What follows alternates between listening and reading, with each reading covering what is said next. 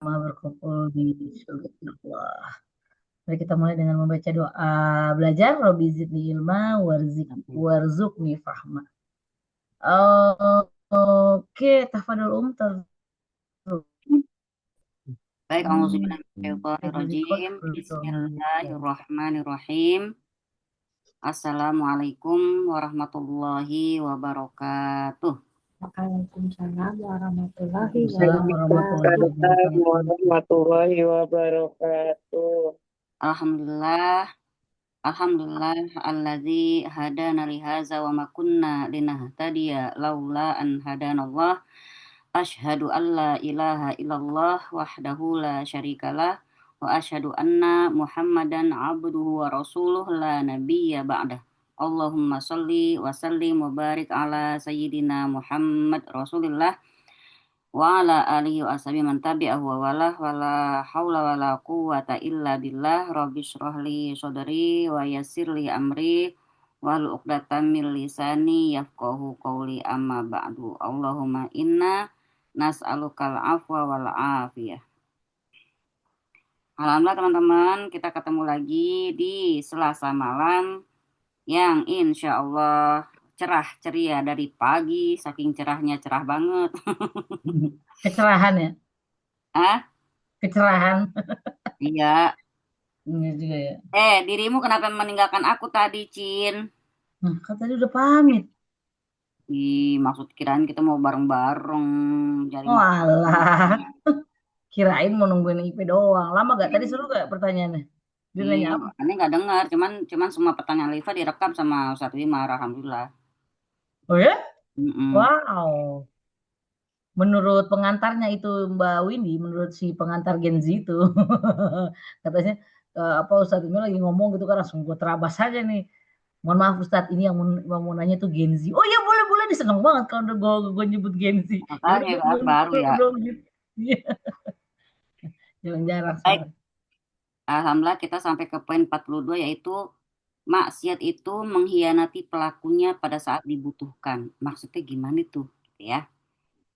Jadi, orang-orang yang sudah terbiasa bermaksiat dengan maksiat-maksiat yang dia lakukan itu, si maksiat ini menjadi penghalang antara si pelakunya dengan hal-hal yang dia butuhkan oleh jiwanya. Misalnya, jiwanya kan butuh tenang. Gara-gara maksiat, maka jiwa tidak dapat ketenangannya. Gitu. Itu contoh. Setiap orang membutuhkan pengetahuan tentang perkara yang memberikan manfaat atau mudarat dalam kehidupannya. Jadi dia tuh udah nggak tahu lagi mana yang bermanfaat buat jiwanya, mana yang bermudarat buat jiwanya. Gara-gara maksiat tersebut, gitu ya. Jadi nggak bisa mengenali lagi. Maka itu tadi, maksiat itu mengkhianati pelakunya. Ya kali maksiat membimbing pelakunya, nggak mungkin kan? Maka maksiat menghalangi atau mengkhianati pelakunya dari hal-hal yang dibutuhkan oleh jiwanya. Apa yang dibutuhkan jiwa? Ketenangan, ya ilmu agama, hal-hal yang bermanfaat itu nggak akan dia tahu karena dia dihianati oleh maksiatnya sendiri. Maka di sini eh, apa namanya, hal yang bermanfaat tadi untuk dunianya kah, untuk akhiratnya kah? Ya maka perbedaan antara orang yang bermaksiat dengan orang yang berilmu, ya orang yang paling berilmu itu tahu, ya tahu secara rinci tentang hal itu. Ya, orang yang paling kuat dan paling cerdas adalah orang yang mampu menjaga dirinya, ya, dan mengekang keinginannya. Maksudnya keinginan itu nggak semuanya diturutin gitu ya. Kalau bahasa kita, siapa sih manusia yang nggak punya keinginan untuk macam-macam? Cuman karena ada iman aja gitu ya. Nah, keinginan itu dia menggunakan kemampuan itu untuk mendapatkan apa yang bermanfaat bagi dia. Dan karena kecerdasannya itu, maka dia juga mampu menjauhkan dirinya dari sesuatu yang membahayakan jiwa maupun jasadnya. Itu ya perbedaan antara orang yang berilmu dengan orang yang kebanyakan maksiat. Kalau bahasa simpelnya mah, maksiat bikin orang jadi oon gitu. Gitu ya, oon untuk memilah. Nah, dalam perkara ini tingkatan manusia itu beda-beda. Ya, dari segi pengetahuan, dari segi tekad, dan dari kedudukan. Orang yang paling tahu adalah mereka yang paling memahami sebab-sebab kebahagiaan dan kesengsaraan. Itu orang paling tahu. Seperti halnya kemarin di kelas tauhid saya jelaskan 4 tipe manusia ya. 4 tipe manusia. Mungkin Ibu Mima masih ada catatannya. Kalau pakai bahasa Arab begini, rojulun yadri wa yadri annahu yadri. Nah, Winda udah hafal banget ya itu ya. Rojulun yadri wa yadri annahu yadri. Seseorang yang dia paham. Ya, boleh dicatat ya. Seseorang yang paham wa yadri dan dia juga paham, tahu annahu yadri bahwa dia itu tahu gitu. Tahu. Jadi orang itu tahu dan dia tahu kalau dirinya tahu. Ya, kalau orang biasanya tahu atau sadar dirinya itu tahu, punya pengetahuan, biasa orang itu akan ngapain? Akan mengajarkan kepada orang yang nggak tahu. Gitu. Rajulun yadri wa yadri annahu yadri. Seseorang yang tahu dan dia tahu kalau dia tahu. Fahuwa alim. Orang kayak gitu kita namakan orang alim. Orang yang punya ilmu pengetahuan. Orang yang berilmu. Ya, ini teman-teman catat ya. 4 macam manusia menurut ulama. 1, tahu garis apa pakai pakai pakai garis tengah ya. Tahu gitu. Kalau Arabnya rojulun yadri wa yadri annahu yadri. Seseorang yang tahu dan dia tahu kalau dia tahu, maka orang itu disebut alim, orang yang berilmu. Kalau ketemu orang berilmu ngapain? Apa yang kita harus lakukan? Itba'ahu, ikuti dia. Jadi kalau ketemu orang pinter jangan jaim, belajar, tanya dia, gitu ya. Rajulun yadri wa yadri annahu yadri fahuwa alim. Seseorang yang tahu dan dia tahu kalau dia tahu maka itu orang alim. Itba'ahu, ikuti dia. Yang kedua, golongan yang kedua, rajulun yadri wa la yadri annahu yadri. Yadri, la yadri, yadri. Tahu, tidak tahu, tahu. Orang yang tahu tapi dia nggak tahu kalau dirinya tahu. Kalau pakai bahasa gampangnya, dia sebenarnya punya potensi, tapi dia nggak merasa dirinya punya potensi gitu. Dia nggak menyadari potensi dirinya sendiri. Bu Mima, kalau ketemu temen, sebenarnya menurut Bu Mima dia bisa, tapi dia merasa, ah enggak, aku nggak bisa. Biasa Bu Mima gemes nggak? Ya, gemes. Bilang apa sama dia? Ngomong dong gitu. Kalau kamu tahu gitu. Dan gini, ayo lo bisa gitu. Ayo bisa ngomong. Nah, berarti kan kita ngingetin ya, berarti rojulun yadri wala yadri annahu yadri. Orang yang tahu dan dia nggak tahu kalau dirinya tahu, orang itu disebut apa? Fahuwa naimun. Orang itu bisa kita sebut orang yang tertidur. Nah, kalau ngadepin orang tertidur tadi kayak tadi Bu Mima, kita yang nyadarin dia, kita yang ngingetin, kita yang bilang lu punya potensi, ayo maju lu bisa gitu. Maka kalau kita ketemu orang kayak gini apain? Kimhu, bangunin dia. Ya. Jadi yang pertama tahu, alim ikuti dia. Yang kedua tahu tidak tahu, tahu. Nah, imun bangunin dia. Nah, orang yang ketiga, rojulun la yadri wa yadri annahu la yadri. Barokallahu lana ya teh. Orang yang nggak tahu tapi dia tahu kalau dirinya nggak tahu. Jarang-jarang loh orang nggak tahu menyadari dirinya nggak tahu. Biasanya dia sok tahu, bener nggak? Ya, ini orangnya nggak tahu tapi dia tahu kalau dirinya nggak tahu. Orang ini namanya jahil, orang bodoh. Kalau ketemu orang kayak gini diapain? Alimahu, ajari dia. Gitu ya. Lalu yang keempat nih yang jangan sampai, nauzubillah, jangan sampai kita masuk ke golongan keempat. Rojulun la yadri wa la yadri anahu la yadri. Orang yang nggak tahu dan dia nggak tahu kalau dirinya nggak tahu. Dia nggak nyadar kalau dia itu nggak tahu. Berasa tahu aja gitu loh. Orang ini diapain? Tinggalin. Kutruk gitu ya. Orang kayak gini udah nggak bisa udah nggak usah dideketin. Karena dia mau bertindak kayak apapun dia nggak punya pengetahuan, cuman pinter ngomong aja gitu. Ya, jadi di sini kalau orang alim, ya orang itu pasti orang alim dan dia tahu dirinya itu tahu, maka dia pasti akan mampu menjaga dirinya, menjaga keinginannya, menggunakan kemampuannya itu untuk mendapatkan apa-apa yang bermanfaat buat dia, ya, dunia dan akhiratnya, dan juga menjauhkan dirinya juga dari sesuatu yang membahayakan. Nah, tadi ya, dari segi pengetahuan, dari segi tekad dan kedudukan orang itu beda-beda. Maka tadi, orang yang paling tahu adalah mereka yang paling memahami sebab-sebab kebahagiaan dan kesengsaraan. Kalau begini gue akan bahagia, kalau begini gue akan sengsara. Pasti orang tuh tahu. Kenapa? Karena dia belajar. Nah, orang yang paling mendapatkan petunjuk adalah orang yang mengutamakan kebahagiaannya daripada kesengsaraan. Arti gini, Mbak, teman-teman. Kadang-kadang tahu saja tidak cukup untuk membuat orang itu melakukan kebaikan. Ya, dia harus ada why-nya. Asik kan pelajaran tadi langsung kita praktekkan. Kenapa dia harus mendapatkan kenapa dia harus melakukan kebaikan? Kenapa dia harus menjauhkan diri dari keburukan? Dia harus tahu kenapa. Maka itu tadi harus ada petunjuk yang datang ke dalam hati dia sendiri. Oh, caranya gue harus begini. Kenapa gue harus menjauhkan keburukan? Kenapa gue harus menjauhkan kemaksiatan? Karena maksiat itu memadamkan cahaya di hati. Ntar hilang tuh pengetahuan-pengetahuan yang dia dapetin. Lama-lama gak ada petunjuk buat dia, maka melangkah seperti orang buta. Itu tadi ya, akhirnya kemaksiatan demi kemaksiatan yang dilakukan mengkhianati dia sendiri untuk mendapatkan manfaat. Dia udah nggak tahu lagi kalau bahasa Qur'annya khatamallahu ala qulubihim wa ala sam'ihim wa ala absorihim. Allah tutup hatinya.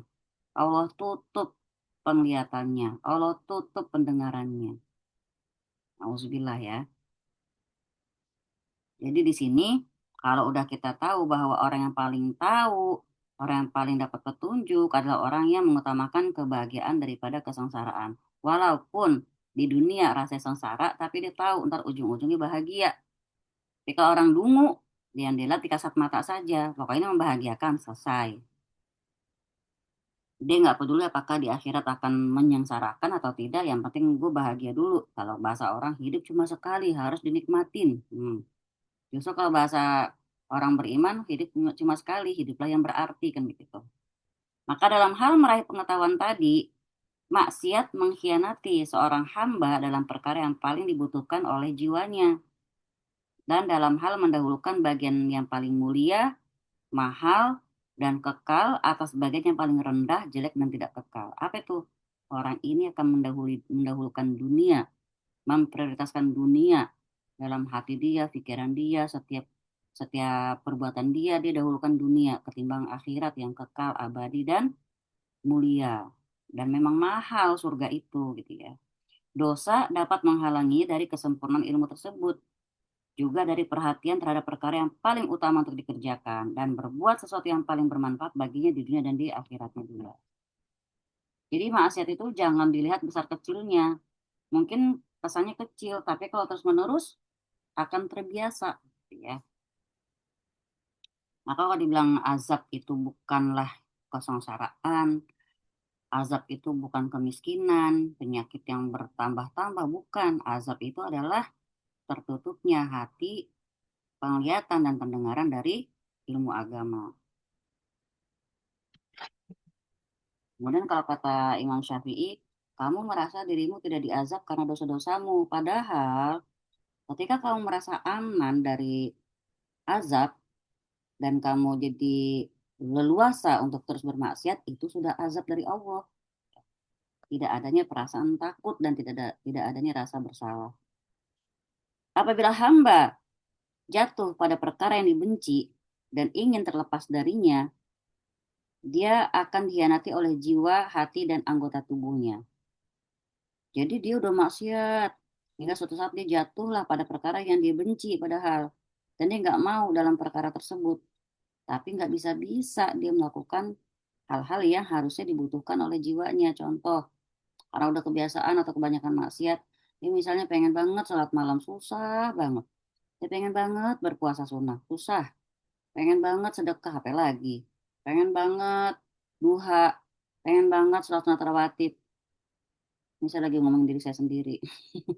Betapa kalau yang namanya hidayah itu mahal banget ya. Teman-teman tuh kalau udah bisa bangun rutin tengah malam untuk qiyamul lail, udah bisa rutin sunnah Senin Kemis, udah biasa rutin duha, Masya Allah. Masih enteng melakukannya, Masya Allah. ya itu berarti Allah terus menjaga dan memilih teman-teman untuk mendekat kepada Allah. Barang siapa yang Allah kehendaki kebaikan, maka Allah akan mudahkan dia dalam ketaatan. Tuh. Pelaku maksiat seperti orang yang bawa pedang, tapi pedangnya berkarat. Cuman bawa doang, dikeluarin susah. Boro-boro mau dipakai, keluarin dari sarungnya susah. Ya, padahal dia lagi butuh buat menghadapi musuh di depan mata dia. Musuhnya pengen bunuh dia.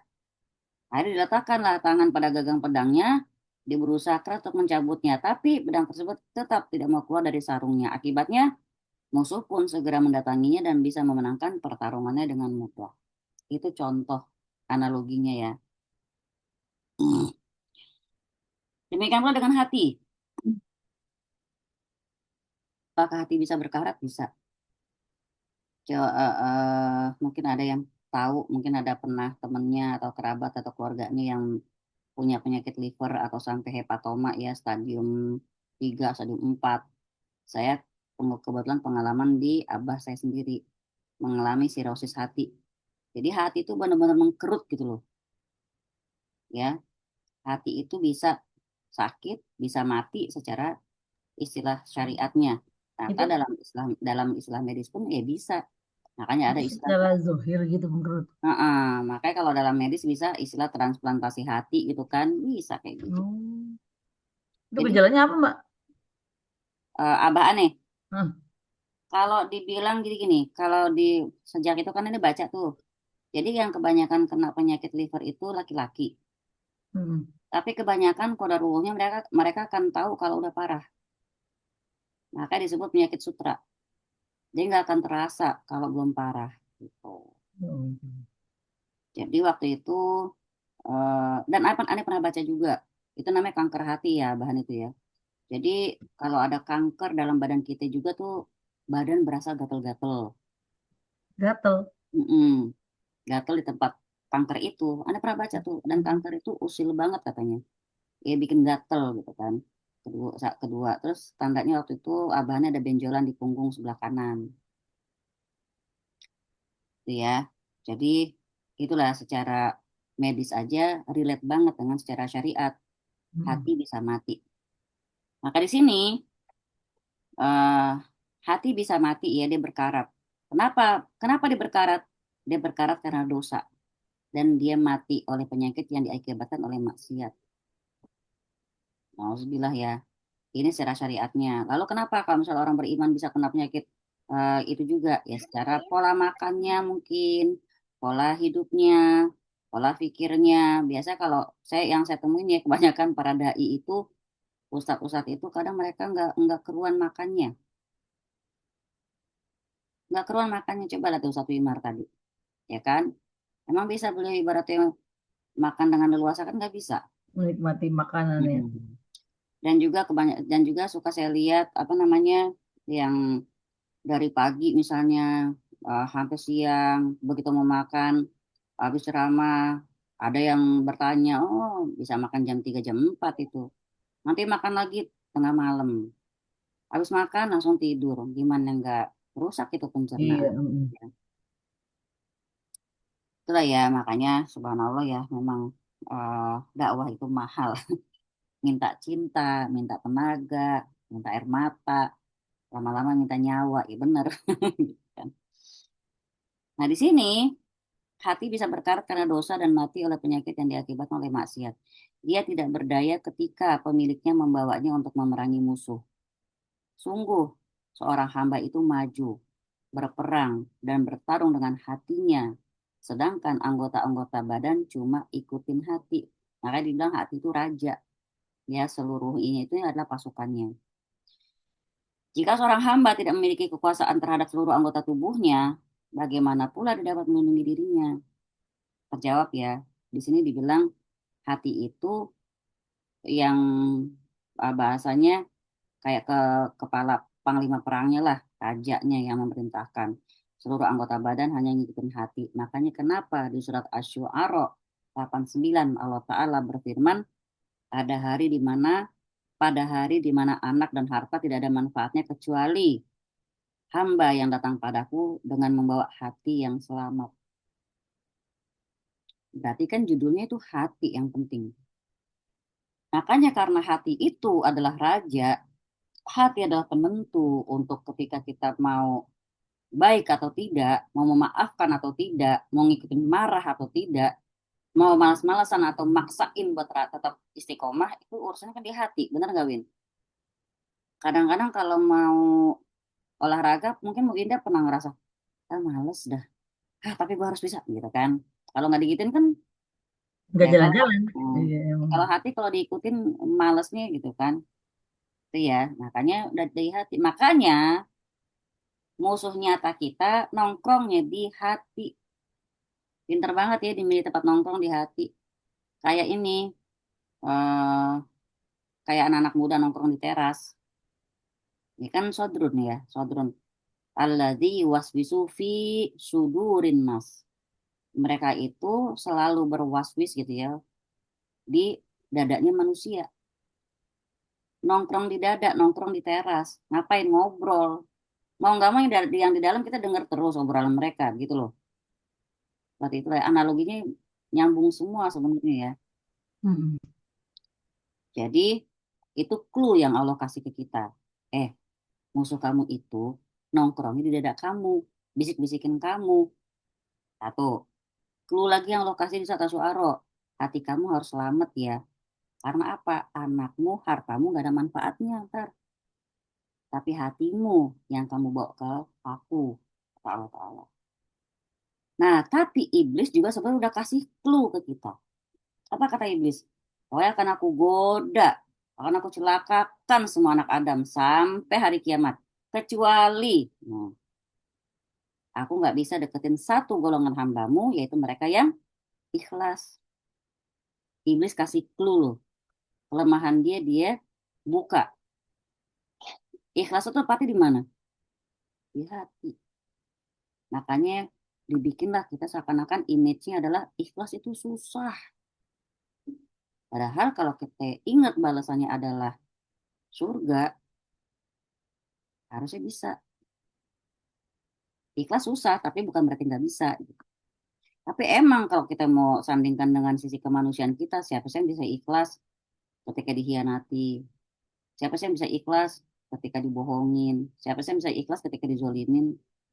Nah itu tuh, ketika manusia lahir itu kan dia dikomboin sama Allah, ya, dikasih pendamping di kanan dan di kiri. Ini bukan Rokib Atid ya, pendamping kanan dan kiri itu masih korin dan malaikat yang bisikin kebaikan kepada dia.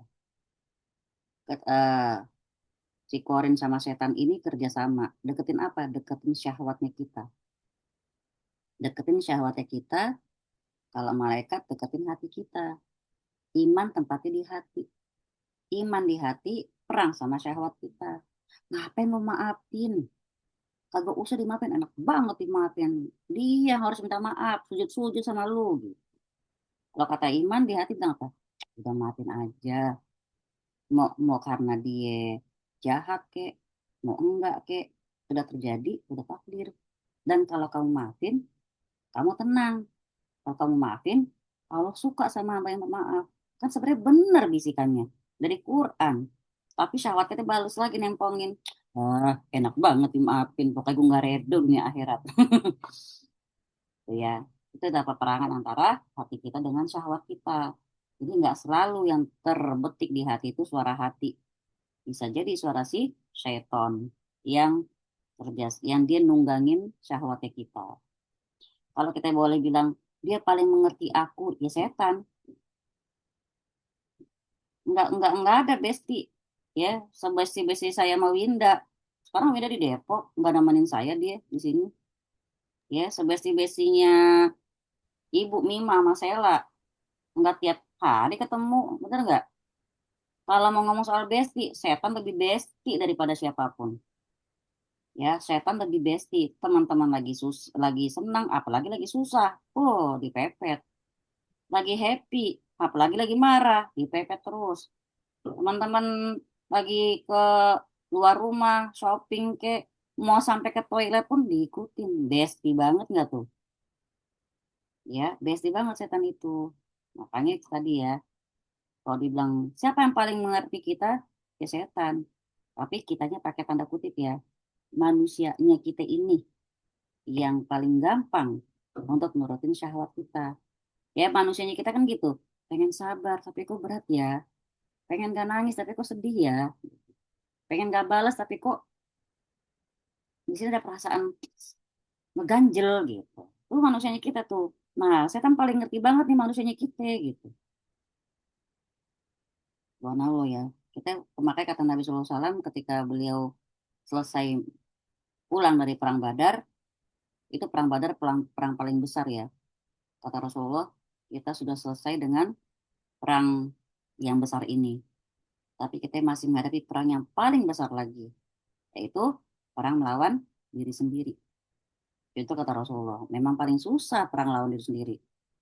Kalau boleh kita bilang diri kita ini yang musuh kita, hati ini kayak dua sisi mata uang hati itu. Dia bisa jadi eh, apa namanya seperti sahabat yang nunjukin kita pada kebenaran, ataukah kita mau turutin dia dari sisi jahatnya gitu. Ya, nah kalau kalau hati nggak digedein dengan imannya, digedein syahwatnya, itu tadi malah jadi menghitam, mati deh, nauzubillah. Gitu ya. Jadi hati itu benar-benar segumpal daging yang harus kita jaga. Nah, begitu juga halnya dengan jiwa. Maksiat dan syahwat membuatnya buruk.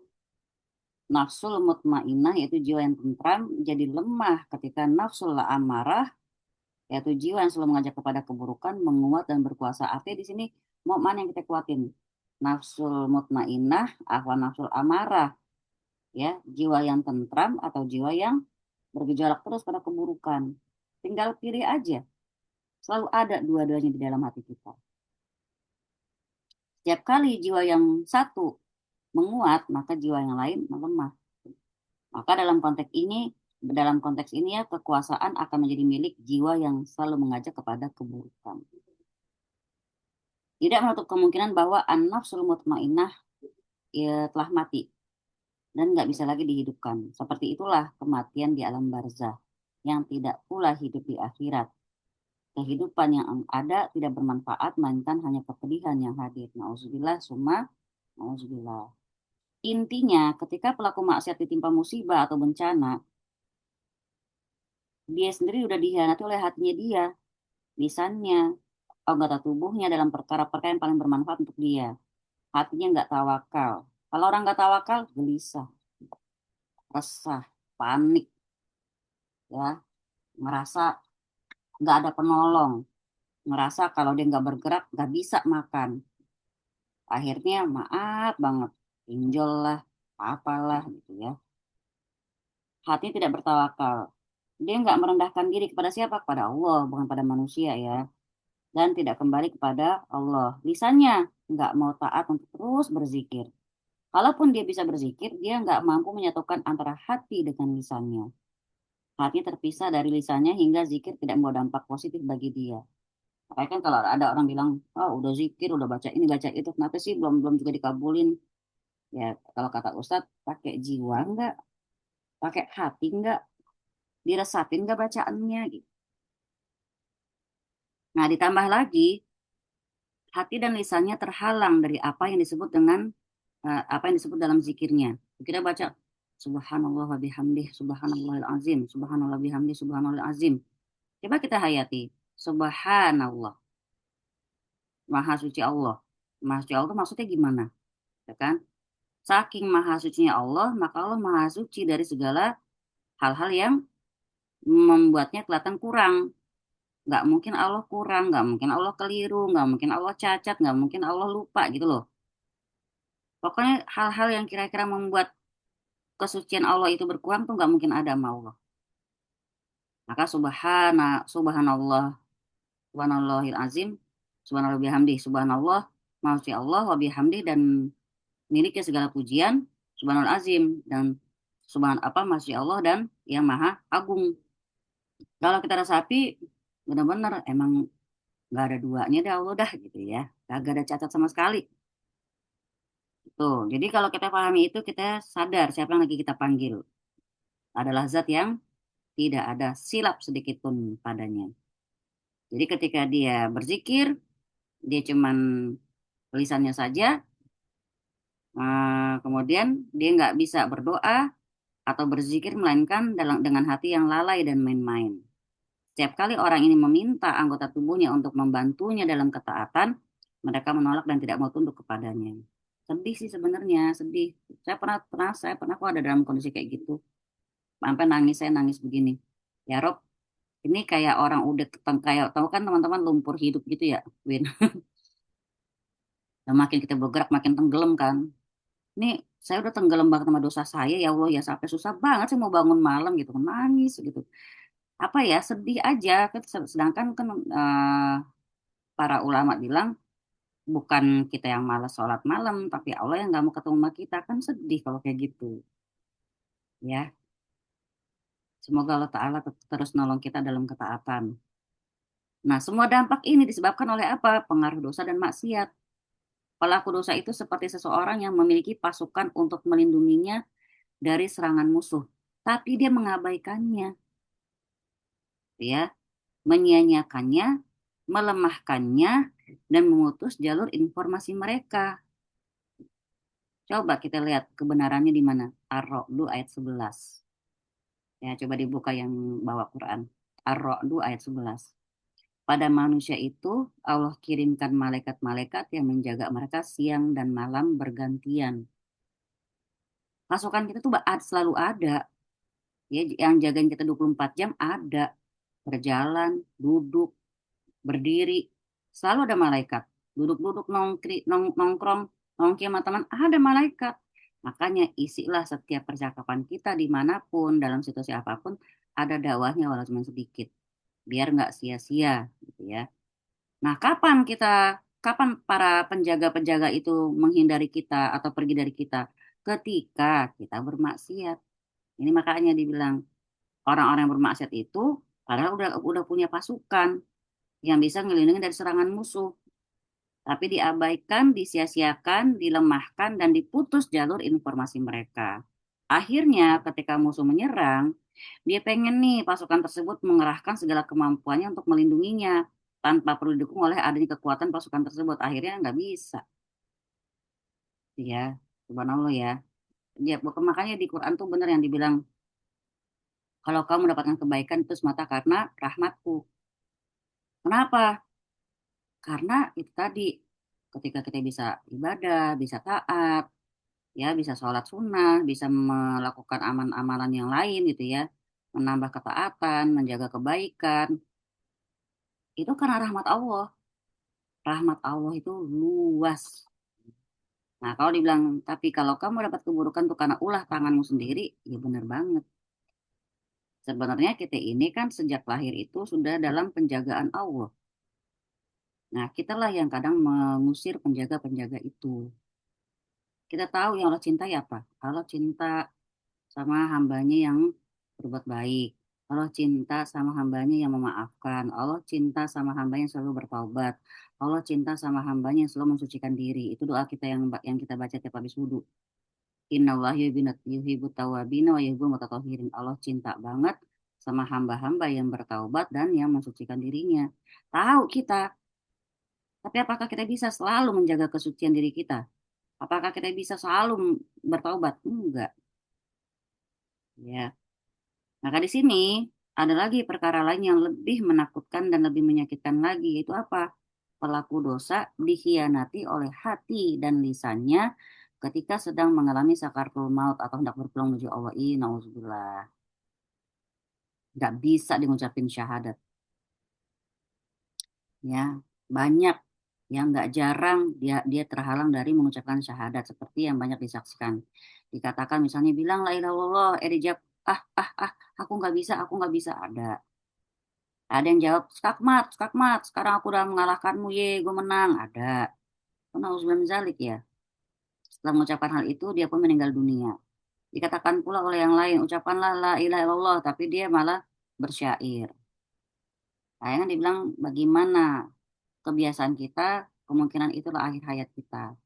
ada meninggal ketika lagi nyanyi, ada meninggal ketika lagi olahraga, ada meninggal ketika lagi reuni joget-joget. Alhamdulillah. Kita minta sama Allah ya, Allah marzuqna husnul khotimah. Semoga saya dan teman-teman semua di sini kita saling doa teman-teman biar Allah kasih kita akhir yang baik. Ada yang ketika sakaratul maut malah mendendangkan lagu sampai dia mengembuskan nafas terakhirnya. Ada juga yang justru membantah. Apa sih yang kamu ucapkan itu? Itu nggak bermanfaat untukku. Aku telah melakukan segala macam kemaksiatan. Jadi diajak ngaji nggak mau, ada kayak gitu. Nah, setelah itu dia meninggal tanpa sempat mengucapkan kalimat syahadat tersebut. Ada pula yang menjawab, hal itu nggak ada gunanya. Aku nggak ingat, aku lupa. Apa aku pernah sholat? Kayak gitu. Jadi dia malah bingung ketika sakaratul mautnya. Ada lagi yang di antara mereka yang menentang syahadat dengan menjawab, aku kafir, aku nggak mau, aku nggak terima apa yang kamu ucapkan, dan kau usah ajarin gue. Ada. Nauzubillah semua nauzubillah. Ya, ada lagi yang bilang, setiap kali aku hendak mengucapkannya, lisanku kaku. Teman-teman pernah nggak ngeliat orang sakaratul maut? Nah, saya pernah lihat abah saya sendiri lagi. Eh, kalau Ustadz siapa kemarin? Oh, Ustadz Abdul Somad bilang, kalau kita ngomong yang lain itu kan butuh semua gerakan eh, mulut ya.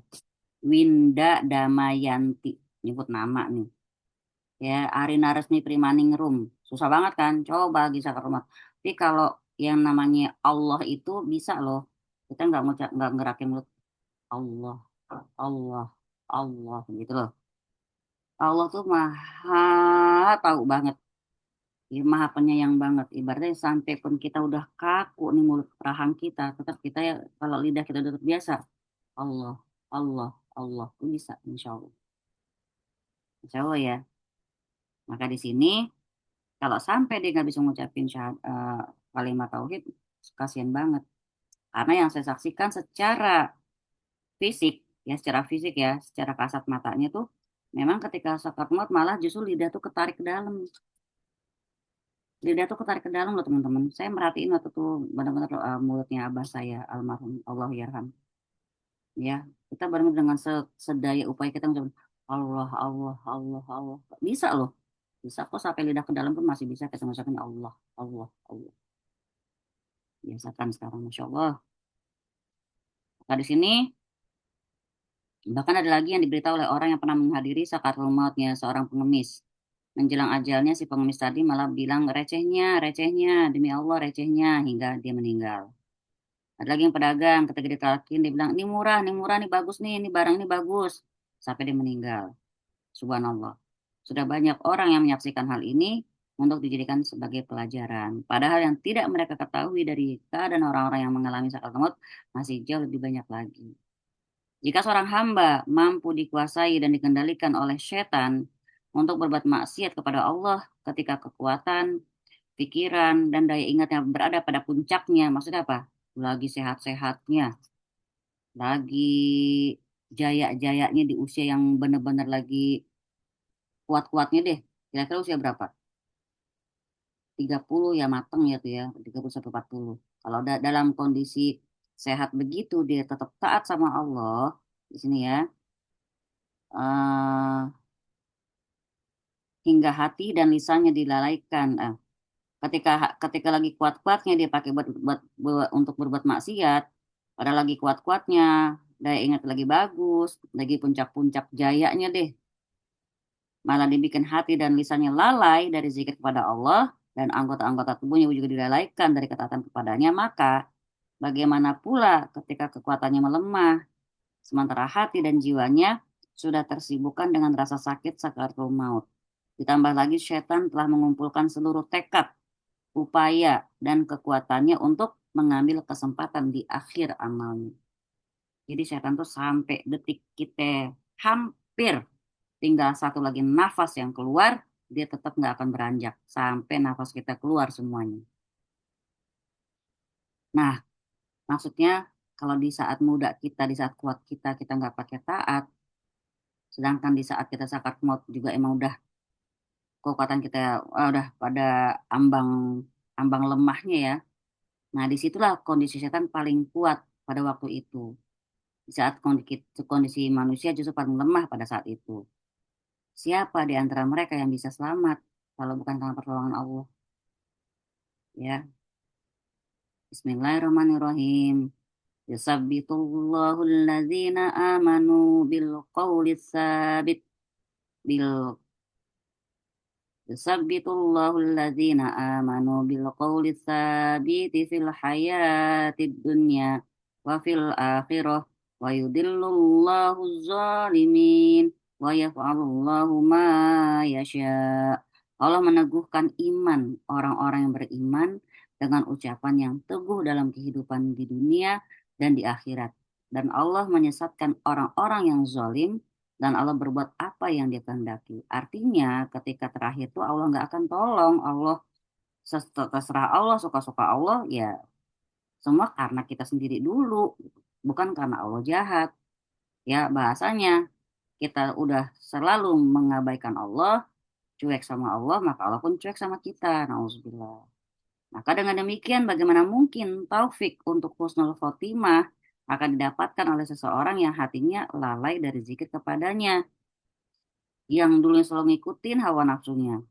Terus keadaannya sampai melampaui batas. Sungguh orang yang hatinya lalai dari mengingat Allah Azza wa Jalla sangat jauh dari husnul khotimah. Tidak mengindahkan perintahnya, dia menyembah hawa nafsunya sendiri, dia tertawan oleh syahwatnya, lisannya tuh kering dari zikir kepadanya, dan anggota-anggota tubuhnya tidak mentaati perintahnya. Bahkan dia selalu sibuk dengan maksiat, maka jauhlah dia dari husnul khotimah. Summa na'udzubillah. Maka rasa takut terhadap su'ul khotimah atau cara kematian yang buruk itu seharusnya bisa mematahkan tulang punggung orang-orang yang bertakwa. Saking takutnya tuh mereka tuh. Ya, di sisi lain orang-orang zalim yang berbuat keburukan seolah-olah mendapatkan jaminan keamanan dalam hal ini, mereka nggak ada takutnya. Coba kita perhatikan deh, bikin rumah udah kayak surga gitu kan. Ya, artis-artis Hollywood itulah ya, maksudnya berasa kayak umur tuh bisa ditawar-tawar gitu. Padahal ya itu tadi, faida jaa ajaluhum la yastakhiruna sa'atan wa la yastaqdimun. Kalau udah datang ajalnya kamu semua, kamu nggak akan bisa mengakhirkannya atau memajukannya sekejap mata pun gitu ya. Di sisi lain, orang-orang zalim tadi itu tadi ya, mereka seolah-olah kayak orang dapat keamanan dari Allah. Maka di Al-Qalam ayat 39-40 Allah Ta'ala berfirman, atau apakah kamu memperoleh janji-janji yang diperkuat dengan sumpah dari kami yang tetap berlaku sampai hari kiamat, bahwa kamu dapat mengambil keputusan sekehendak kamu? Tanyakanlah kepada mereka, siapa di antara mereka yang bertanggung jawab terhadap keputusan yang diambil itu. Ya maksudnya jangan dengerin orang, jangan terpengaruh sama orang. Taat itu harus taat sendiri. Ya, jangan ikutin orang yang tidak taat. Ah, dia aja begitu. Kenapa? Kita nanti pada akhirnya bertanggung jawab pada diri kita sendiri. Coba Bu Winda baca syairnya Bu Winda. Yang itu ya, yang demikian. Mana sih? Hai orang yang merasa aman. Kayak orang jika di atas. Kenapa gue baca yang ini? Jika engkau merasa terasing oleh doa, tunggu ini buku lama ini, begini dah. Kok depannya bener tadi? Kenapa syairnya nggak ada? Gak Di jelas. balik sayang, Iya, tuh. gak ada. Nggak jelas banget ini. Serius lu. Yang poin berapa sih jadinya? 42 tadi. 42 Terakhir kan? sebelum ke poin 198 8202. Kita dulu kan aku 4. Mbak Kan Nova ada dah. Dua. buku. Terakhir. dua akhir. Mbak Nova baca Mbak Nova. Iya. Hai orang yang merasa aman dengan perbuatannya yang tercela. Apa tanda tangan demi keamanan telah kamu miliki? Engkau gabungkan dua perkara, rasa aman dan hawa nafsu. Padahal satu dari keduanya membinasakan seseorang. Orang-orang yang baik selalu berjalan di atas jalan kekhawatiran. Sementara jalan tersebut untukmu tidak pernah kau lewati. Engkau lalai menanamkan di musim tanam karena kebodohan. Lalu bagaimana mungkin ketika orang lain panen, kau akan menuai? Beginilah Sungguh suatu yang menakjubkan darimu adalah berpaling dari kehidupan negeri abadi dan kehidupan dunia yang Akan akan ditinggal. ditinggalkan, akan ditinggal. Jadi demi Allah, siapakah orang yang bodoh itu? Engkaukah? Atau orang yang tertipu dalam jual beli yang segera ia ketahui? Baik, jazakillah khair. Jadi ini orang-orang yang di dunia itu benar-benar lalai. Padahal di dunia ini kita tuh tempatnya ngumpulin, ya, atau tempatnya nanam. Tempat menanam di mana nanti kita akan menuai, ya. Woi, Nah, jadi ketemu kalau nih. udah Skip. ketemu. Ya, skip. Jadi 43. Kan ini kan aku 198. 199 halaman. Jadi di sini kalau orang-orang baik itu mereka selalu berjalan di atas jalan kekhawatiran. Maksudnya gimana? Mereka tuh bukan orang yang merasa Tenang hidupnya. ya, bukan orang yang merasa aman, tenang, lantas leyeh-leyeh, ya, lalu santai, enggak. Kenapa? Khawatir. Beribadah pun mereka khawatir, keterima enggak? Allah ridho enggak? Jadi khawatir gimana ntar akhir hayatku sampai kalau kita kemarin ingat ya, apa namanya, Abu Darda pun pingsan saat sakitnya, nangis. Kenapa kamu nangis? Aku nangis bukan takut mati. Aku nangis itu tadi, apakah aku apa namanya selamat nih ntar ngadep Allah kayak gitu. Sekelas mereka gitu loh ya menangisi, merasa dosanya bertumpuk-tumpuk gimana gitu. Tapi Apa tapi sekarang? tahu nggak yang beritanya apa sih? Yang Menteri Agama apa?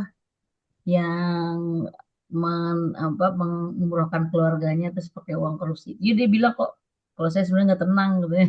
Nah iya, tuh nuraninya tuh sebenarnya bicara. Iya. Nah, sebenarnya nurani itu nggak akan pernah membohongi pemiliknya, cuman mana yang lebih kuat nih? Mm-mm. Ya, nafsul mutmainahnya kalah sama nafsul amarahnya, syahwatnya gitu. Baik, poin 43 coba dibaca. Jeng jeng jeng jeng jeng jeng. Aku ya udah ketemu nih, aku aja. Yaudah, Di antara dampak maksiat adalah membutakan hati. Sekiranya tidak sampai membutakan hati, maka maksiat akan melemahkan akalnya. Hal ini pasti terjadi. Sebelumnya sudah dijelaskan bahwasanya maksiat melemahkan hati.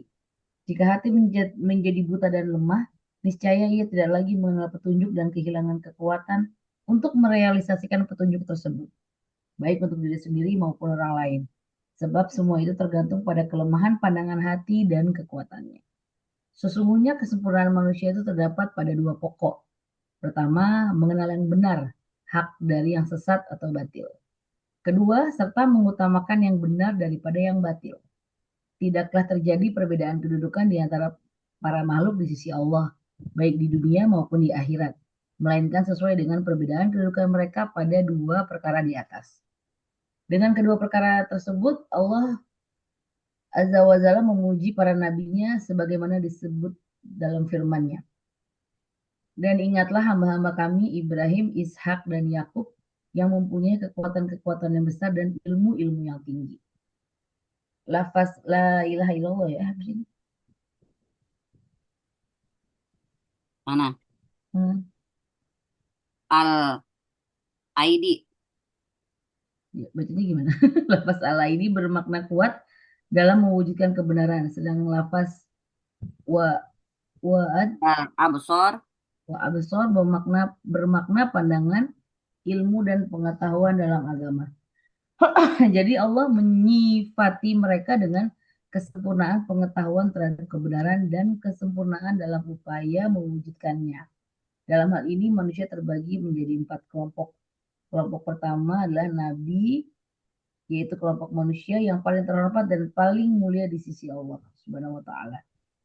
Kelompok kedua adalah lawan dari kelompok pertama, yaitu orang yang sama sekali tidak mempunyai pengetahuan dalam agama dan tidak memiliki kekuatan untuk menerapkan kebenaran. Mereka adalah mayoritas makhluk yang ada. Melihat mereka membuat mata, jiwa, dan hati menjadi sakit. Mereka membuat bumi terasa sempit dan harga semakin mahal. Tidak seorang pun yang mendapatkan faedah persahabatan dengan mereka kecuali orang-orang yang hina dan rendah. Kelompok ketiga adalah mereka yang mengetahui kebenaran namun lemah dan tidak mempunyai kekuatan untuk mewujudkan dan mendakwahkan kebenaran tersebut. Ini adalah keadaan mukmin yang lemah. Mukmin yang kuat lebih baik dan lebih dicintai Allah dibandingkan mukmin yang lemah. Kelompok keempat adalah mereka yang mempunyai kekuatan tekad dan semangat, namun lemah dalam pengetahuan agama. Hampir-hampir mereka tidak bisa membedakan antara wali Allah dan wali syaitan. Mereka menyangka bahwa setiap yang hitam adalah kurma dan setiap yang putih adalah lemak. Akibatnya mereka menganggap infeksi sebagai lemak dan obat yang manjur sebagai racun. Tidak ada yang layak menjadi pemimpin agama dari 4 kelompok di atas kecuali kelompok yang pertama. Baik, jazakillah khair. Ya. Jadi di sini kita lihat lagi tentang hati yang buta dan lemah. Kalau hati udah buta, udah lemah, dia nggak akan bisa mengenali petunjuk, nggak punya kekuatan lagi untuk nerima petunjuk, menjalankannya, kayak gitu ya. Jadi kesempurnaan manusia itu cuman ada pada 2 pokok, kenal yang benar dan kenal yang sesat. Dia harus tahu mana yang benar, mana yang sesat. Maka ketika kita belajar tauhid pun, ya ketika kita belajar tauhid, maka kita juga harus tahu tentang kesyirikan.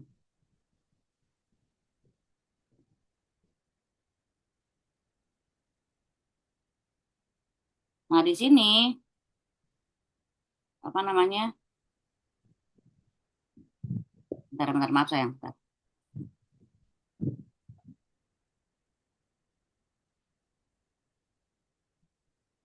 Jadi di sini dia sempurna kalau dia bisa mengenali mana yang benar, mana yang tidak. Maka di sini tidaklah terjadi perbedaan kedudukan di antara para makhluk di sisi Allah, entah di dunia maupun di akhirat. Melainkan sesuai dengan perbedaan kedudukan mereka pada 2 perkara di atas. Dengan kedua perkara tersebut, Allah memuji para nabinya, seperti yang disebut dalam firman surat Shad ayat 45. Ini ya yang tadi Winda bingungin ya, Al-Aidi sama Wal Absor. Karena disebut di ayat ini, Wadhkur ibadana Ibrahim wa Ishaq wa Yaqub ulil aidi wal absor. Siapa Ibrahim, Ishak dan Yakub itu adalah hamba yang punya kekuatan-kekuatan yang besar, ID. Ya, al-ID itu kekuatan itu maksudnya kekuatan bisa mewujudkan kebenaran itu. Bukan cuma ngakuin dalam lisan tapi benar-benar dia berbuat dengan perbuatan. Contohnya Ibrahim kan menghancurkan berhala. Ya kan, menghancurkan berhala. Dia bisa untuk melaksanakan perintah Allah menyembelih anaknya, benar-benar hampir udah begini tuh golok itulah ibaratnya. Ya, Ibrahim, Ishak dan Yakub. Dia punya kekuatan besar dan ilmu yang tinggi. Jadi al-aidi itu kuat dalam mewujudkan kebenaran. Absor itu pandangan, ilmu dan pengetahuan. Kalau dalam bahasa kita absor itu basiroh. Basiroh itu mata batin ya, kalau ulama itu tuh basirohnya itu tajam gitu loh. Kalau orang bilang seperti itu.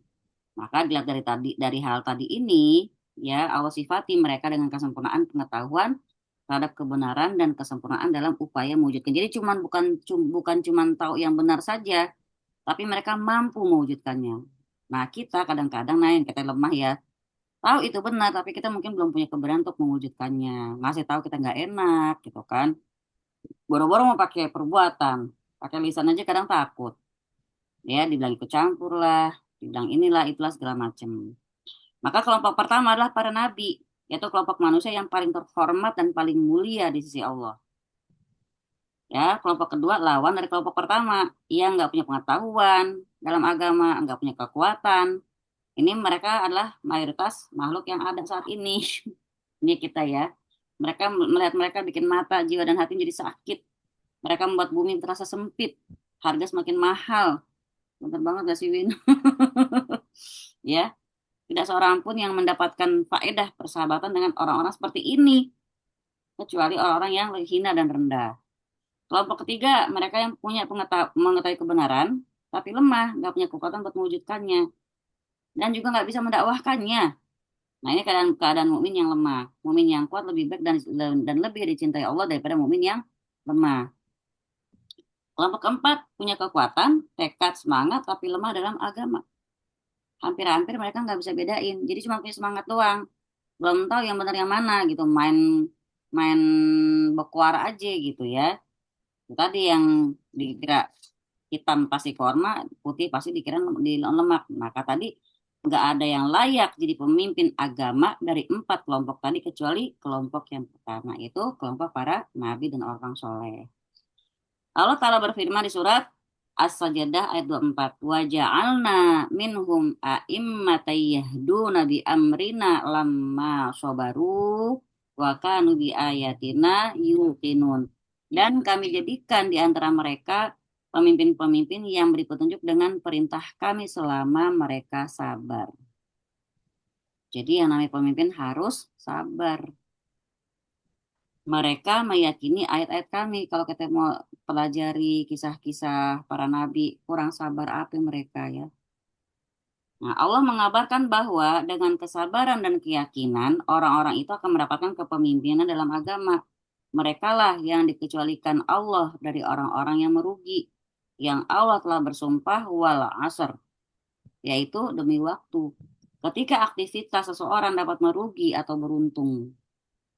Itu tadi ya, teman-teman, semua aktivitas di dunia ini, pembicaraan gitu ya, di dunia semua tuh sebenarnya sia-sia. Kecuali 3 hal katanya. Apa? 1, zikir.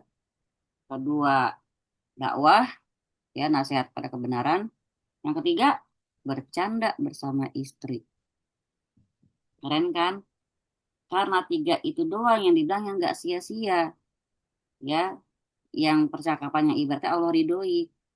Makanya setan tahu bahwa salah satu dari 3 hal yang sifatnya nggak sia-sia, yang bahkan Allah suka, yaitu bercanda sama istri, dibikinlah kebanyakan para suami ogah banget ngobrol-ngobrol canda sama keluarganya, kalau sama temennya ramah, sama keluarganya perengat-perengut, gitu, serius, serius, serius, serius, pelit banget ngomongnya, udah pulang kerja capek segala macem. Yang subhanallah itu setan memang bapaknya gini. Sebenarnya itu semua laki-laki harus paham. Mana yang ketika mereka merasa berat melakukannya, itu yang pahalanya dahsyat. Makanya di dalam sabdanya Nabi SAW bersabda, khairukum di ahli. Sebaik-baik kalian ada yang paling baik pada keluarganya. Itu Nabi yang bilang. Kalau dia baik sama keluarganya, baiklah dia jadi laki-laki. Ya. Subhanallah, subhanallah. Maka di sini Allah Ta'ala berfirman, wal asr innal insana lafi khusr illal ladzina amanu wa amilus solihat wa tawassaw bil haqqi wa tawassaw bis sabr. Demi masa, sungguh manusia ada dalam kerugian kecuali beriman, ngerjain kebajikan, dan saling nasihat-nasihati dalam kesabaran dan kebenaran. Jadi kita gak cukup cuman tahu benar, kita nggak cukup dengan tahu sabar, enggak, tapi juga harus apa, dibarengin dengan action. Jadi teman-teman, kewajiban kita itu harus berbuat. Jadi kalau soleh bahasanya jangan soleh sendirian. Udah tahu nih, amalin. Oh tapi kan belum tentu diterima. Itu dia resikonya. Emang siapa suruh juga langsung diterima. Emang nabi-nabi juga ketika berdakwah gampang. Iya, ada penampakan di samping winda. Ya, dakwah para nabi itu pun susah. Ya, sampai Nabi kita Muhammad SAW aja ditimpukin di Taif sampai berdarah-darah. Ya, kemudian Nabi Zakaria dikejar sampai digergaji. Nabi Ibrahim dibakar. Nabi Musa sampai kalau nggak karena kuasa Allah nggak kebelah lautan, tenggelam lah dia gitu kan. Ya itu tadi ya. Ujiannya para nabi itu, ujian dakwah itu susah. Nggak ada yang dakwah tuh gampang. Apalagi dakwah kepada keluarga, pada anak-anak, pada pasangan, pada orang tua, mertua, ipar, segala macam deh. Sekiranya selain mereka adalah orang-orang yang merugi, maka bisa disimpulkan bahwa maksiat dan dosa membutakan mata hati sehingga tidak dapat mengetahui kebenaran sebagaimana mestinya. Kekuatan dan tekadnya hilang hingga mengakibatkannya tidak sabar menghadapi kebenaran. Bahkan, jika hal yang terjadi terus-menerus, pengetahuannya akan terbalik. Seperti jalannya juga menjadi kebalik. Dia melihat perkara yang batil seperti kebenaran dan kebenaran sebagai kebatilan. Perkara yang ma'ruf jadi mungkar, yang mungkar jadi ma'ruf. Itu tadi kebolak-balik. Ya, perjalanannya kebalik. Dari Allah dari perjalanan menuju Allah dan negeri akhirat, jadi perjalanan menuju kediaman jiwa yang batil, yang ridho dan tentram dengan kehidupan dunia. Harusnya kita kan selalu setting di diri kita tiap bangun itu tuh bahwa kita tuh semuanya karena Allah gitu kan. Tapi kalau orang udah kebalik tuh tadi, buat dunia doang. Pokoknya gue pengen nyaman, pengen bisa beli ini, beli itu, kayak gitu ya. Dan dia meninggalkan persiapan untuk berjumpa dengan Allah. Maka sekiranya hukuman dosa dan kemaksiatan hanya seperti yang disebutkan di atas, itu udah pantas, udah cocok ya untuk jadi faktor pendorong kita untuk ninggalin dan jauhin dosa dan maksiat. Maksudnya apa? Nggak dijanjiin azab aja, harusnya dengan keadaan itu kita udah ngeri gitu loh. Jauh dari Allah, ya kan? Kita jauh dari ridho Allah, jauh dari ketentraman, nauzubillah. Maka demikianlah, sungguh ketaatan dapat menerangi, menjernihkan, menguatkan, dan mengokohkan hati, seperti cermin yang mengkilap. Ya, kemudian setan, kalau setan ngedeketin, dia pasti akan kena cahaya tersebut, ya, silau dia. Sebagaimana setan-setan yang suka nyuri-nyuri kabar dari langit, mereka kena lontaran bintang, ekor bintang yang api itu. Nah, ketakutan setan dari hati yang semacam ini lebih dahsyat dibandingkan ketakutan serigala kepada singa. Tuh, teman. Ini harus distabilo ini. Jadi kalau ada hati yang kenal sama Allah, takut sama Allah, tuh setan sebenarnya takut. Jadi kalau kita pengen bikin setan takut, bukan sekedar dengan pakai bangle atau bilang numpang-numpang, bukan. Ya, hati kita ada Allah. Sampai-sampai pemilik hati tersebut membuat setan jatuh tersungkur. Kapan tuh? Ada hadisnya loh, teman-teman. Ketika kita ikhlas. Jadi ketika itu setan lagi, kita kayak lagi mereka habis dari mana gitu. Terus mereka lah temannya itu tersungkur, mukanya baret-baret, babak belur. Kamu kenapa? Kamu kenapa? Gitu.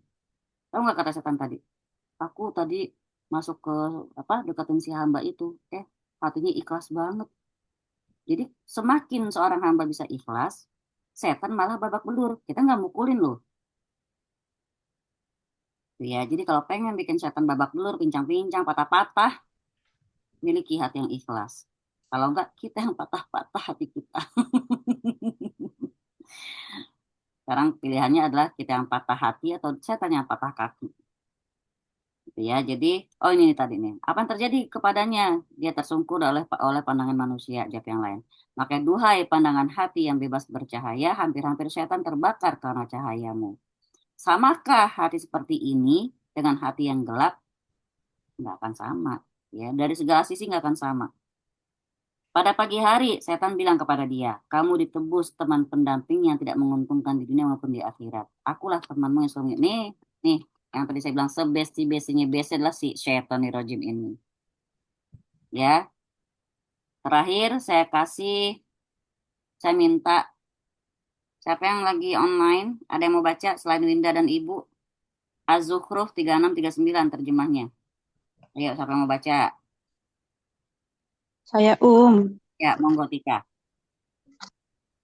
Bismillahirrahmanirrahim. Quran Surat Az-Zukhruf ayat 36 sampai 39. Dan barang siapa berpaling dari pengajaran Allah yang Maha Pengasih atau Al-Quran, kami biarkan syaitan menyesatkannya dan menjadi teman karibnya. Dan sungguh mereka, syaitan-syaitan itu benar-benar menghalang-halangi mereka dari jalan yang benar, sedang mereka menyangka bahwa mereka mendapat petunjuk. Sehingga apabila orang-orang yang berpaling itu datang kepada kami pada hari kiamat, dia berkata, wahai, sekiranya jarak antara aku dan kamu seperti jarak antara timur dan barat. Memang syaitan itu teman yang paling jahat bagi manusia, dan harapanmu itu sekali-kali tidak akan memberi manfaat kepadamu pada hari itu karena kamu telah menzolimi dirimu sendiri. Sesungguhnya kamu pantas bersama-sama dalam azab itu. Jadi apa maksudnya? Jadi entar di akhirat nanti manusia pada kesel, marah sama setan. Coba gitu. Lo tuh gak usah deketin gue. Jauh-jauh kek, sejauh timuran barat gitu kata si manusia. Ih, capek juga ya masa-masa nyuruh kamu ngikutin aku katanya gitu. Kamu tuh udah zalim sama diri kamu sendiri, kata setan. Dia hari ini harapan kamu tuh nggak terkabul, mau minta aku jauh nggak udah terlanjur. Kita akan bersama-sama nanti di dalam azab itu, kata setan. Gitu ya. Kalau kita pikir-pikir coba, apakah setan yang narik-narik tangan kita untuk melakukan pencurian? Kan enggak. Apakah setan yang ngegerakin kaki kita untuk melangkah ke tempat-tempat maksiat? Kan enggak. Tapi apa? Dia cuma bisik-bisik yang ngerjain kita. Makanya kata setan, kamu menzalimi dirimu sendiri. Nah, sekarang maka ikrarkan dia musuh kita. Karena ntar dia ngelesnya seperti itu, pun kurang ajar kan. Ya, jadi di sini Allah Azza wa Jalla mengabarkan bahwa barang siapa yang berpaling dari zikirnya, yaitu kitabnya yang diturunkan kepada Rasulnya, lalu dia berpaling, dia buta kepadanya, terhalang pandangannya dari memahami, merenungkan, dan mengetahui maksud Allah yang tertera di dalamnya. Maka Allah Ta'ala akan mendatangkan setan bagi dia sebagai hukuman atas keberpalingannya dari kitabnya. Setan itu akan menjadi teman yang senantiasa menyertainya baik dalam perjalanan ataupun tidak. Setan adalah kawan dan penolongnya. Sungguh, setan adalah seburuk-buruk penolong dan sejahat-jahat kawan. Ya, dua anak susuan dari satu ibu saling bersumpah dengan sumpah darah selama tidak berpisah. Ngeri banget ya. Jadi inilah ya. Kalau mau tahu bestinya sebesti apa setan, sebesti itu sampai pengennya bareng-bareng di neraka. Saya habisin aja nih, nanggung. Selanjutnya, Allah mengabarkan bahwa setan mencegah kawannya tersebut dari jalannya, jalan Allah ya, yang mengantarkan kepadanya dan surganya. Sementara itu orang sesat yang tadi tercegah, dia nyangka bahwa dia sedang berada dalam jalan kebenaran. Ini apa ya? Contohnya orang-orang yang itu tadi, yang maaf ya zaman sekarang yang bersuara untuk kemanusiaan lah, apalah, nggak jangan berbuat kerusakan, jangan pakai cara keras. Islam itu kan rahmatan lil alamin. Aduh, susah banget, nauzubillah ya itu ya yang kita susah untuk apa ya bahasa kita pun juga bukan orang yang benar banget, enggak, cuman dalam kondisi kayak gitu mereka merasa mereka benar gitu. Saat keduanya dihadirkan pada hari kiamat, berkatalah salah seorang dari mereka, duhai, sekiranya kita berpisah sejauh timur dan barat, kamu adalah seburuk-buruk teman bagiku di dunia. Kamu yang sudah menyesatkan aku dari petunjuk ketika petunjuk datang padaku. Kamu mencegah aku dari kebenaran dan memalingkan aku dari sampai aku binasa. Kamulah seburuk-buruk teman untukku pada hari ini. Padahal jika orang yang tertimpa musibah tadi melihat orang lain juga tertimpa musibah, pasti musibahnya pun akan terasa ringan dan dia pun akan terhibur. Tapi Allah mengabarkan bahwa keadaan seperti itu tidak akan dialami oleh orang-orang yang terkena azabnya. Tidak seorang pun yang merasa senang dan terhibur dengan adanya teman yang diazab bersamanya. Berbeda dengan di dunia. Kayak gini lah maksudnya teman-teman. Kadang kita merasa sedih, banyak utang, susah, kerjaan nggak ada. Begitu kita curhat, atau teman kita juga lagi susah. Agak ringan nggak perasaan kita? Iya, Win. Agak ringan, ternyata gue nggak sendiri ya. Bukan berarti kita lihat orang susah, bukan. Cuman Kita ringan tapi dia berat ya. ya, kita tuh merasa kita nggak sendiri. Dan ternyata, ih gila ya, ternyata lu juga lebih berat lagi masalah lu kan gitu kan. Tapi di akhirat nanti, kita nggak akan merasa kayak gitu. Kita disiksa, dia disiksa, kita nggak akan merasa ringan dengan siksaan orang itu gitu loh. Ngerti kan? Tetap aja berat. Ya, jadi di sini berbeda dengan di dunia, kesamaan dalam musibah merupakan suatu hiburan. Hal ini sebagaimana syair yang diucapkan oleh Al-Khansa atas kematian saudaranya Safar. Sekiranya bukan karena banyaknya orang menangis di sekelilingku untuk saudara-saudara mereka yang meninggal gitu ya, mungkin aku sudah membunuh diriku. Mereka tidak menangisi orang yang semisal saudaraku, tapi hal itu berupa belasungkawa dan hiburan untuk jiwaku. Ketahuilah wahai Safar, aku tidak akan melupakanmu hingga aku berpisah dengan hidupku dan mendatangi kuburanku. Jadi maksudnya saudara yang meninggal itu orang juga banyak yang menangis. Lihat orang nangis aja udah terhibur gitu loh, ya. Maka Allah Ta'ala mencegah kelegaan dan kegembiraan bagi ahli neraka. Gila nggak? Mau dia bareng-bareng sama ibu bapaknya ke neraka, sama anak, sama saudara-saudara kayak nggak ada di antara mereka saling meringankan beban tuh nggak ada. Ya, maka kita tutup dengan firman Allah Ta'ala surat Az-Zukhruf 39. Dan harapanmu itu sekali-kali tidak akan memberi manfaat kepadamu pada hari ini. Kenapa? Karena kamu telah menzolimi diri kamu sendiri. Sesungguhnya kamu pantas bersama-sama dalam azab itu. Nauzubillah summa nauzubillah. Dua poin saja sudah segitu ya. Nah, sekarang kita mendingan diskusi. Kita sudahi sampai poin 43, kita nanti lanjut poin 44. Ibu Mima tolong dicatat. Ayo, ada yang mau bertanya, ada yang mau sharing, ada yang mau diskusi, silakan. Sayang kalau dihabisin buat itu ya.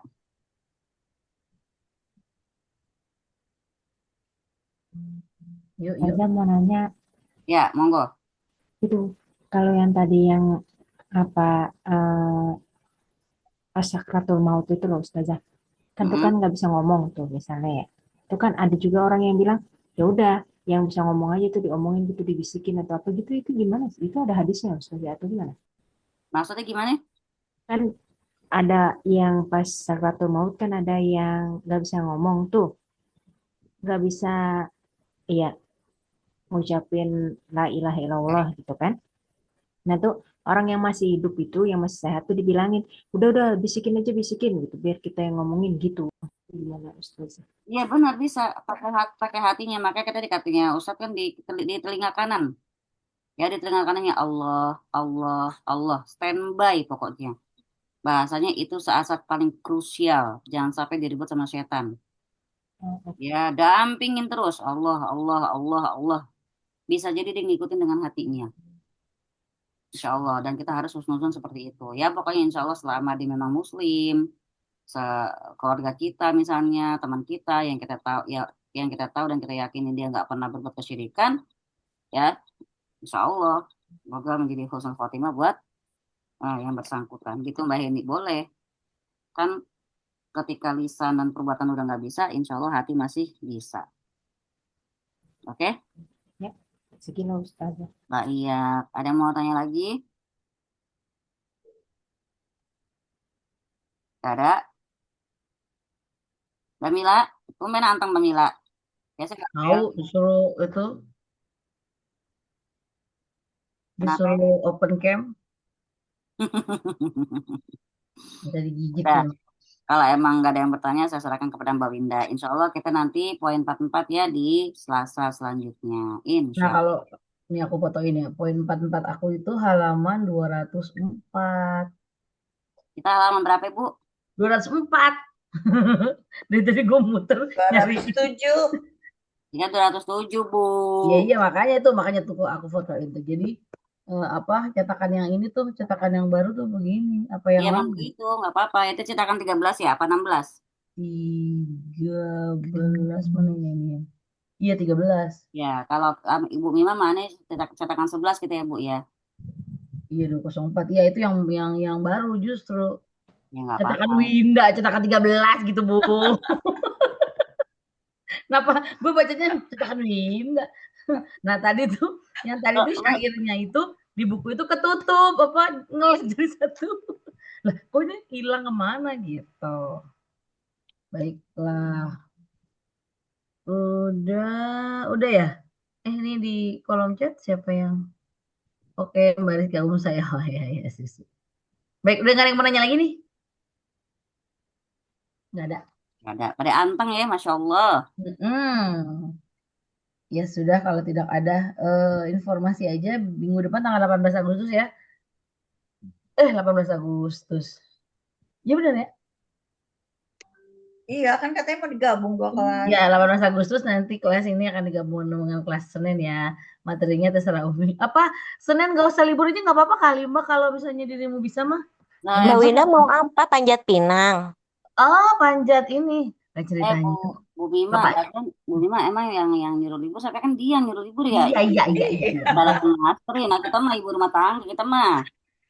Enggak, soalnya bapak saya ini ketua paguyuban. Jadi ibu paguyubannya. Bilang sama admin dadakan. Mbak Heni, bisa nggak Mbak Heni 17 Agustus? Oke. Kalau 17 Agustus bisa, monggo. Cicil. Tetap jalan aja Om saya. Berarti Senin Selasa ya. Insya Allah akan ada bala bantuan berikutnya, tenang aja. Ya maaf ya. Jadi takutnya nggak kepegang gitu loh, apalagi sore-sore apalagi ini. Baik, terima kasih atas support informasi dan dukungannya. Mari kita akhiri dengan mengucap hamdalah, istighfar dan doa kafaratul majelis. Alhamdulillahirrahmanirrahim. Astagfirullahaladzim.